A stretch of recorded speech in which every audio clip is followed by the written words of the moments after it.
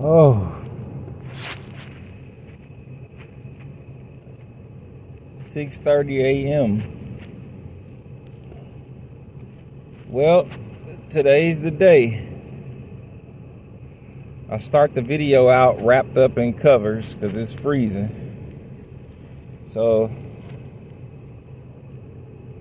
I managed to get $12, and I put that in the gas tank. So I just started it up, so I got it running. I'm gonna let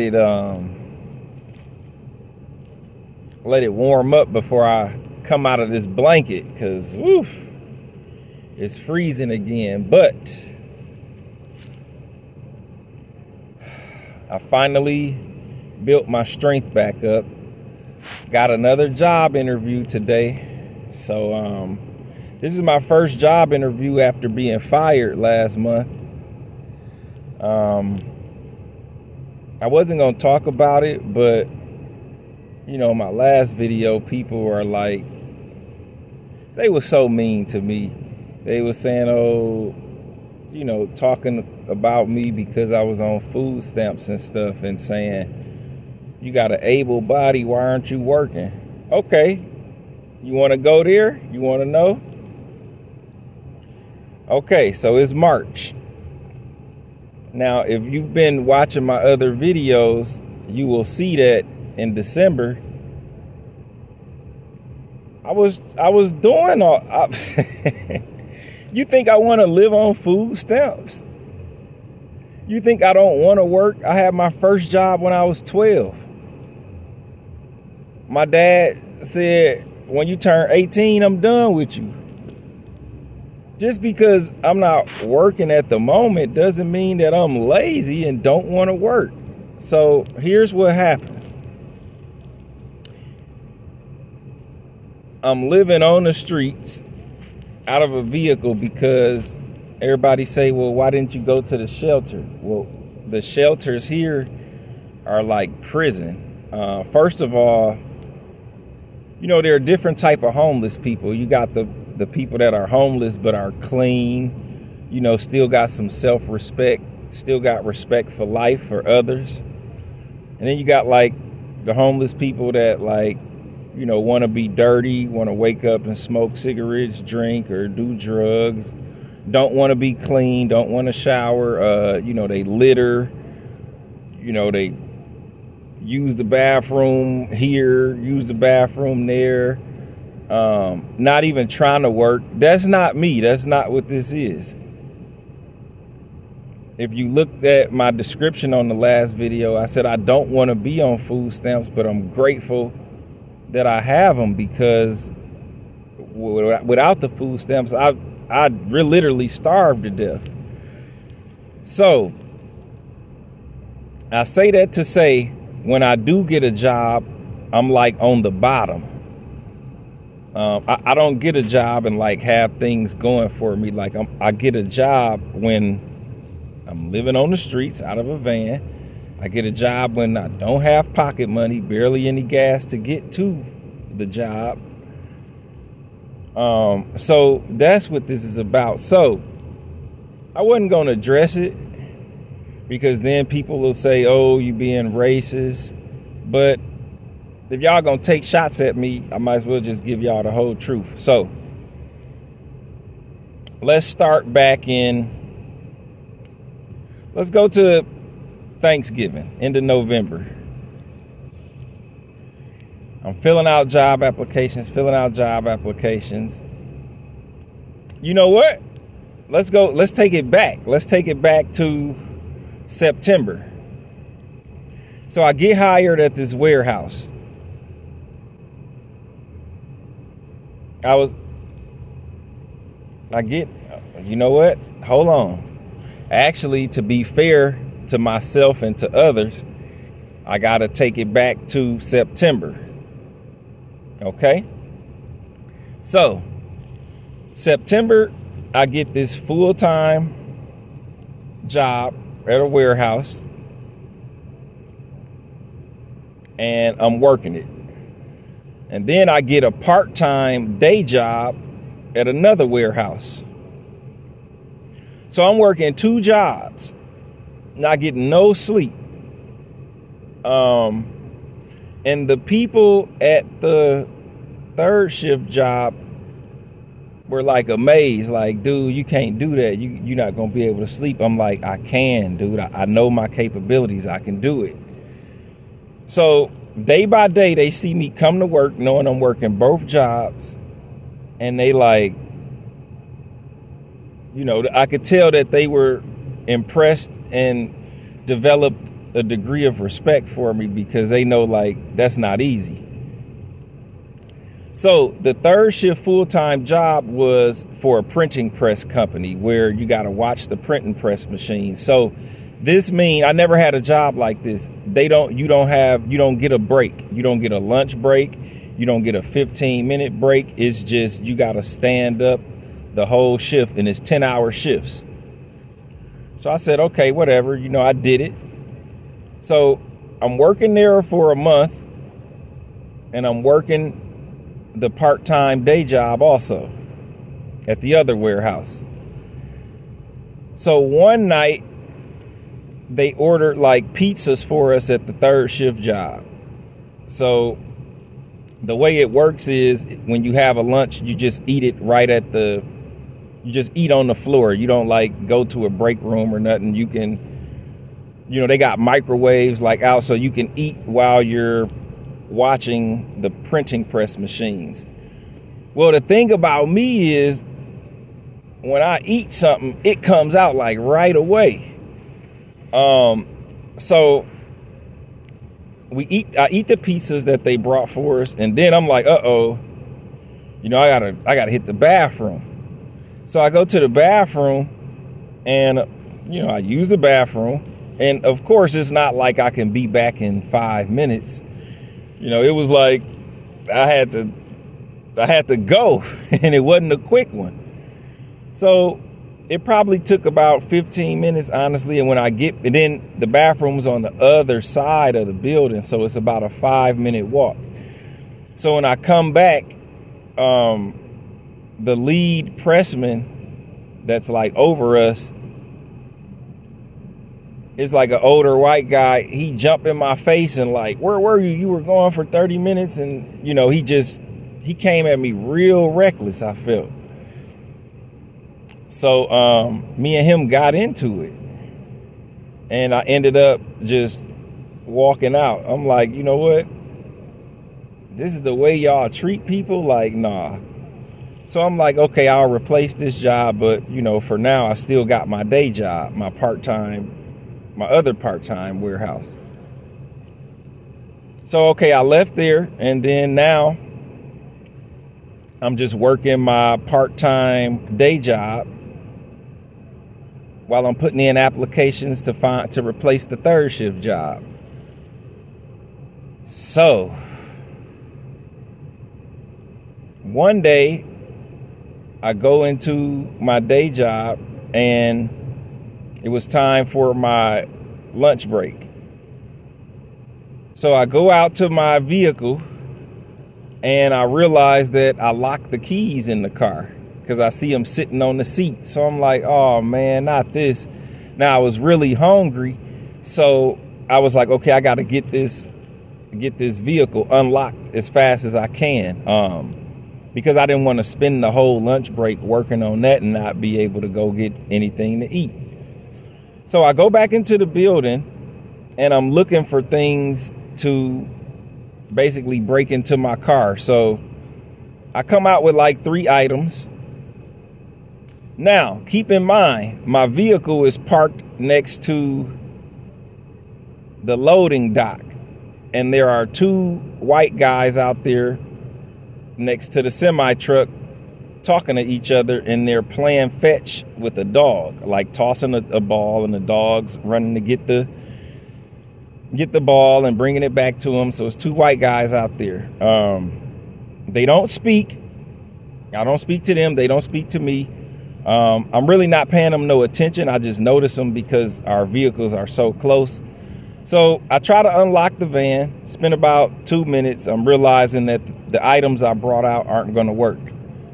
So then I go back into the building, come out with another set of items. So I spent about 3 minutes and I realized those items aren't going to work. So I'm like, okay, I need something a little thinner. So I go back into the building and I come out with another set of items. So I feel like, okay, these items will work. So I'm fidgeting with it. So out of my peripheral vision, I see the two white guys walking past me. They're behind me, walking past me, going into the building. But I'm not looking at them. I just kind of see them out of my peripheral vision as they're walking past. I'm focused on getting my vehicle unlocked. So then I hear a voice say, just like this. This is how the voice said it. What are you gonna come out with next? So I'm like, oh wow. So when I hear that, I go in defense mode.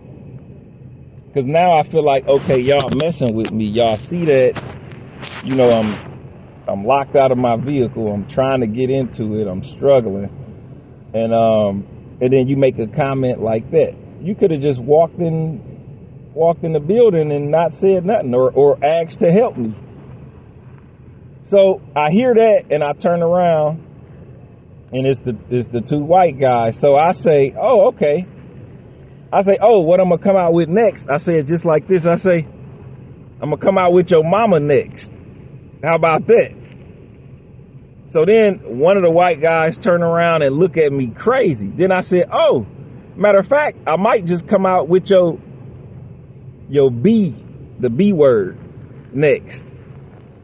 And then I start laughing to myself and turn around and finish what I was doing. So they go in the building. I get the vehicle unlocked. I go take my lunch break. That's that. Come back to work, finish my shift, have a great day, bang it out. Come back to work the next day. The two white guys that made that comment, they are already at work before me. So as I'm walking in, I see them on the warehouse floor. You know, they look at me, I look at them. They don't speak, I don't speak. It's not like a bad look. It's just like a look like we just noticed each other and acknowledged each other. So I'm working. I'm kicking butt. I'm working. I'm doing a great job. So then the manager says, hey, you got to take a phone call. So I'm like, okay. So it's the manager, the day manager. And she's like, hey, how's it going? I'm like, okay, you know, everything's cool. And she's like, did something happen? I'm like, no, nothing's happened. I'm at work kicking butt. And she's like, well, that's not what I heard. You know, did you threaten some guys or? I'm like, no, well, I don't come to work to threaten people. I mind my business and do the job. So then she's like, well, you know, I got a report, you know, that you kind of were bothering some guys. So I say, oh, and then it reminded me of the situation yesterday. So I'm like, oh, you talking about the two white guy, the truck drivers? So then she say, well, they said, you know, you were, you know, she was trying to basically get it out of me what happened without saying it. So I said, oh, I'll tell you exactly what happened. So I tell her exactly what happened, just like I just explained earlier. And she says, well, that's not what they said. They said that, you know, you're looking at them hostile. You know, you were saying some inappropriate things. I said, so wait, they lied on me after they basically saw me struggling, tried to crack a joke and be funny. I came back with a better comeback. So now they went in here and lied. I didn't even know this.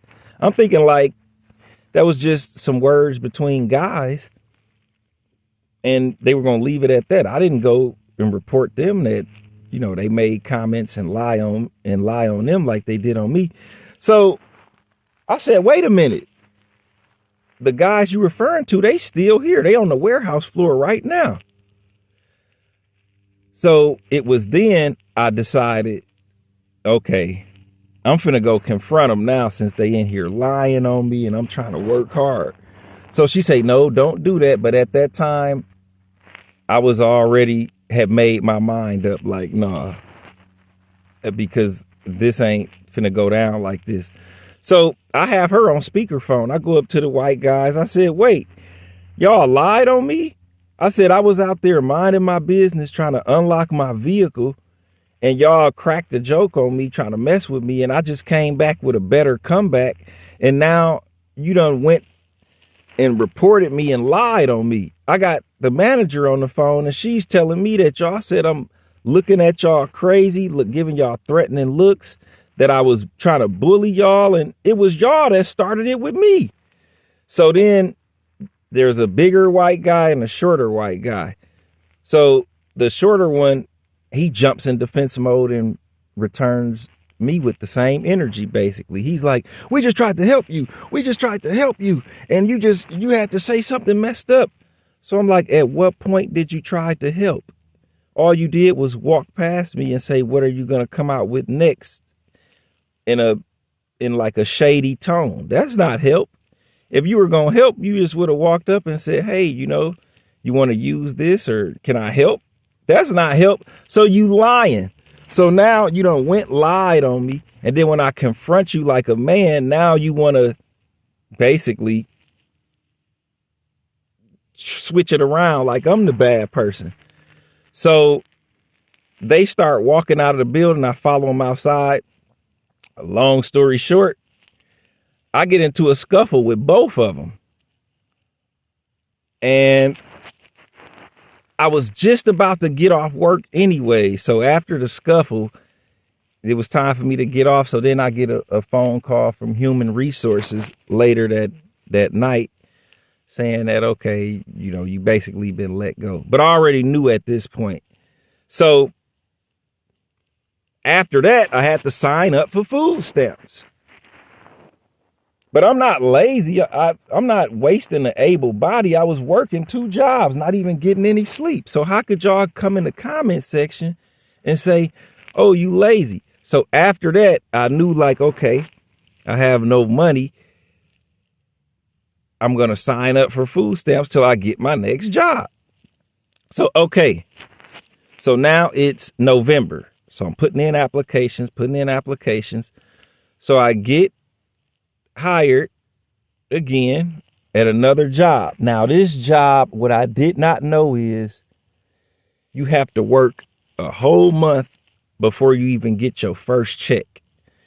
And it's in the next town, which is like a 30-minute drive there, and then a 30-minute drive back to where like I park, to basically live out my homeless days. So I sign up for the food stamps in the meantime with intentions of getting a job and not needing food stamps. So I have my first day, December 6th.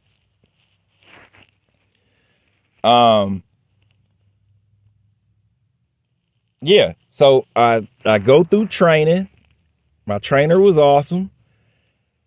It was cool. But the job, once again, was really racist. It was in a white part of town where like police will pull you over if you black. So, just getting there was a struggle because I'm like, dang, I haven't made enough money to really get my vehicle fixed. It can't pass emissions. So the registration is out. So I'm like, okay, I kind of this is a town where if a cop sees me, he's definitely going to get behind me and then see that my registration is out of pocket and he going to pull me over. So I'm sneaking there. I do it all month, finally get my, first paycheck. So I'm like, great. All right. So now I can start, getting off food stamps and, getting things in order and getting everything right. So I get my first check. I'm out of training. Well, I'm almost out of training. I'm pretty much out of training, but they wanted me to learn another part of the job. So they put me with another guy, basically. A white guy. Now, I had been there for a month and seen this guy walking around, but, we never really interacted with each other. He introduced himself one day. I introduced myself. I actually thought he was a good guy. So then they put me on an 8-hour shift with him, and I'm working with this guy. He's driving the truck. I'm in the passenger seat. So then we stop at a gas station to take our lunch break. So he's talking to a dispatcher, and the dispatcher is a black girl. I don't know her, they just talking. But before he caught her, he's like, yeah, she's cool. I'm gonna talk to the dispatcher so she don't give us no more jobs tonight, and we can just kind of have an easy night tonight. So they talking for a while, just about all type of stuff. So then in the midst of them talking, he's dropping the N-word several times. So I'm sitting in the passenger seat okay, this is disrespectful. He obviously knows I'm a black dude, and he's on the phone with a black girl, but he's dropping the N-word like it's no tomorrow. So I don't say nothing. I sit there, but in my head, I'm thinking, what are you doing, man? And then I'm thinking about my last job with the last two white dudes, and I'm like, here we go again. So I don't say nothing. So he gets off the phone after about 15 minutes, and we end up rolling around. So about an hour later, he says, oh, man, when I was talking to her, I said he said the N-word again. And he's like, I hope you're not offended by that. And so I started laughing just like I just did now. So I say, I'm highly offended. And I'm like, I feel like you was doing it just to mess with me. Like, you got a black dude sitting right here. You talking to a black girl. Why would you just do that, bro? And he's like, oh, I meant nothing by it. I'm like, that's not a good thing to do. I'm not using the racist terms for white people. So, why you got to do that? I'm like, you definitely do it to mess with me. Now, I left out an important part. The day before, I was with another trainer, and we pulled up to help this guy that I'm talking about. And the trainer, we pull up, we park a few feet away from him. So the trainer gets out of the truck first and gets to him. I was looking for a tool in the truck, so I got there after the other trainer. So when I'm walking there, he's like, I beat your motherfucking ass. And I'm like, So I'm looking up and I'm like, okay, we can do that. After we get this job done, we can go around the corner and, do whatever you want to do. So he's like, I'm just playing. So I'm like, okay, whatever. So, but I wasn't offended by it. I actually kind of took it as he was playing. But I was like, he don't know me well enough to play like this. So I thought that was disrespectful because I wouldn't do it to him. So, okay, getting back to the story now. So he says, yeah, I didn't mean nothing by it. I hope you're not offended. So I say, I'm highly offended. I say, I've been sitting here thinking about it since you said it. And I said, you know what I'm going to do is we just going to finish out our shift. We ain't going to have no beef. But I said, I don't know what I'm going to do. I said, when we punch out, I might just bust you in your shit, just right on the spot. I said, or I don't know what I'm going to do. I might just not do nothing. I said, but I know I don't like what you did. It don't sit well with me. And I said, we definitely got to handle this. I said, but I really want to bust you in your shit right now. I said, you know what? I'll tell you what. I said, yesterday you made a reference to me saying you was going to whoop my ass. Today you dropping the N-word like crazy. I said, how about this? We're going to park the truck, go off camera, and we're going to fight it out. And I said, I'm gonna beat your motherfucking ass. I said, but this what I'm gonna do. I'm not gonna even hit you in the face. I'm gonna give you all body shots so we can come in here tomorrow and work the next day and nobody know nothing. I won't say nothing. You won't say nothing. So when I say that, he looks at me crazy. And he's like, no, dude, it's not like that. It's not like that. And he was like, if you want to fight, I won't even fight back, bro. I'll just let you just pound. I said, no, see, now you being a P word, you know, a woman's vagina. I'm trying not to cuss on here. So I'm like, no, you've been talking crazy. Like, no, don't fold up now that you got me, you know, in that same space. Now don't fold up now. Be a man about it. And he's like, no. So we finished the shift out. I'm talking to him like when I need to. I'm not like making small talk no more because I'm pissed about this N-word stuff. And then, you know, we was like, he kept bringing it up. Like, you still, you know, upset about it? I'm like, it's not upset. It's just ain't right. I'm like, it's 2025, dude.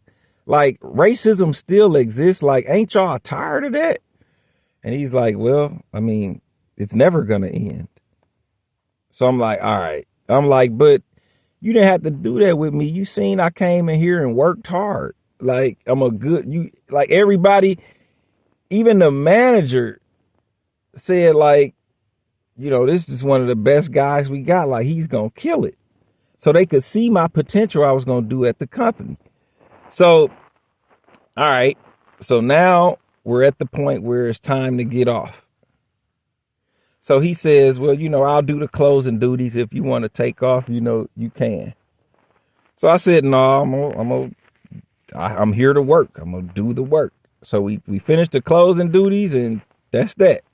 So the next day on my way to work, as I'm driving to work, the company cell phone rings because they give us a company cell phone. So it rings. It's the manager. He says, you know, we're short today. You know, I was calling you, you know, so you don't have to come in. There's not a lot to do today. So right then and there, I knew something was fishy, but I didn't say nothing. I just said, okay, you know, all right. So then it's time for me to come to work the next day. So then I get a call from the head boss, the one that actually interviewed me and hired me. And he's like, why don't you stay home today, buddy? I'm like, oh, okay. So I see where this is going. So then he says, he calls me back later that day and he's like, look, man, there was an issue. HR is going to call you. As far as right now, you're on suspension. And HR will follow up with you. So I'm like, in my head, I'm thinking, okay, he must have went in there and said something. So HR calls me like later that day and they like, did something happen? I'm like, what is this about? They won't tell me. So they like, well, you know, did you make somebody feel uncomfortable? I said, oh my God, not this again. So I said, well, look, the conversation that we had was in the vehicle and you have cameras. It records video and audio. I said, did you watch the video? They said, yeah. So I said, well, why are you asking me questions? You know exactly what happened. So to make a long story short, he dropped the N-word on me. I told him, okay, that's wrong of you to do that. I'm going to beat your ass off camera. We'll come back to work and act like nothing happened. And instead of doing that, he holds up, go tells on me, and then I get fired. So he called me the N-word and they fired me. So I got fired. This is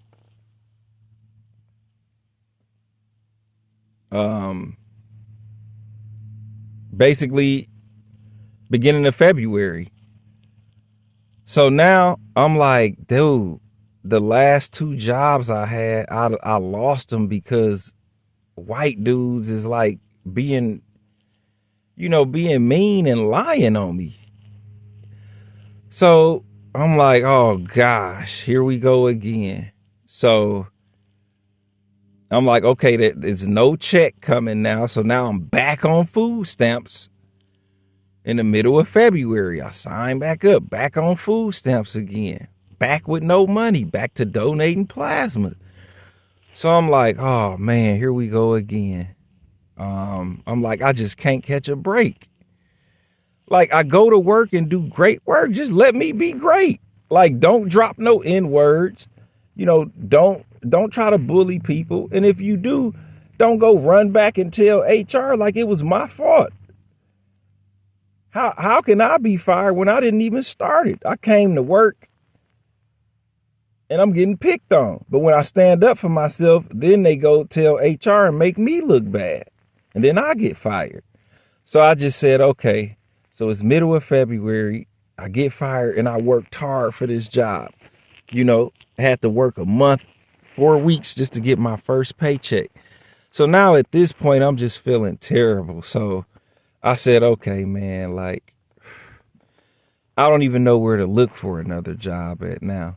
So I'm recording all this on YouTube, not for sympathy or nothing, but I'm like, it might be somebody out there that's going through the same thing I'm going through. And they can watch my videos, see how I deal with it, see how I don't give up. And that's what this was about. This wasn't about sympathy or me being an able body and wasting, as you say, taxpayer benefits in the comments.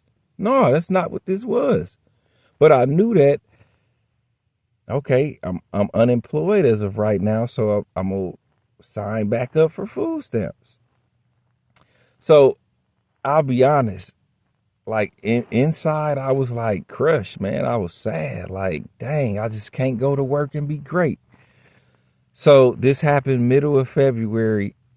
I wouldn't say I fell into depression, but I fell into like a reset mode. Like, okay, is my next job going to turn out the same way? And then I'm thinking, well, let me pick the jobs differently. Like, should I even apply where there's a lot of white people at? Because are they going to treat me the same way again? Third time's the charm. So from the middle of February to the end of February, I was just like on reset mode. Like, oh man, just overwhelmed.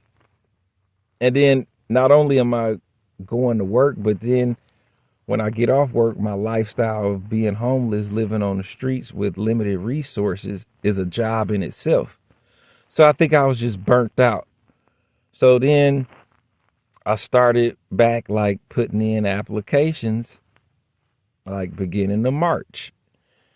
And now I've found some promising opportunities, and I was just recording my videos of me just using food stamps until my job kicks in, and now I'm getting all these negative comments on my videos saying like, oh, you're lazy and you got an able body and you on food stamps. That's not what this is. So I got my interview today. I'm hoping it goes great. If I get hired, you won't see me with no more videos involving food stamps. You won't have the impression of this is a guy with an able body that just wants to be lazy and live off government benefits. But was I wrong for signing up and living off government benefits while I was down, while I was out of work? I don't think so. And I wouldn't have been out of work had people had not been racist. So my van is pretty much warmed up now. I'm about to emerge from the covers and try to clean myself up and get prepared for this interview. So wish me luck, y'all. Say a prayer for me if you believe in God. Or just wish me well. It doesn't even have to be luck, but the fight is back on. Peace.